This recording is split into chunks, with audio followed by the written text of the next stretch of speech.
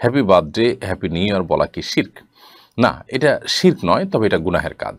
শিরক হলো এমন কোনো কাজ করা যেটা আল্লাহর শানে শুধুমাত্র খাটে। সেটা অন্য কোনো মানুষের শানে যদি ফিট করি তাহলে সেটা শিরক হবে। তো এখানে এরকম কিছু হচ্ছে না যে আল্লাহর শানে যা হওয়া দরকার একটা মানুষকে বলছি, এরকম কিছু এখানে হচ্ছে না। বিধায় এটা শিরক না। শিরক মানে পার্টনারশিপ সাব্যস্ত করা। এখানে কোনো পার্টনারশিপ সাব্যস্ত করার মতো ব্যাপার এখানে ঘটেনি।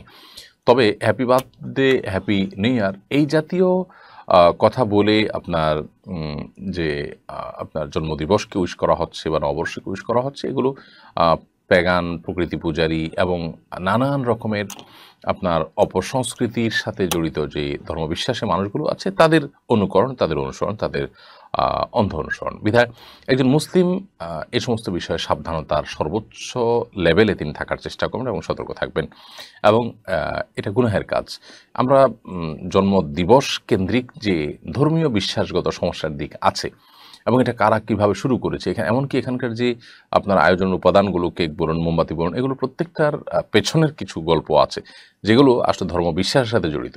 সেগুলো জানলে আমরা এগুলো আর করতাম না। আল্লাহ তাআলা আমাদেরকে বেঁচে থাকার তৌফিক দান করুন। আমরা ইনশাআল্লাহ এটা নিয়ে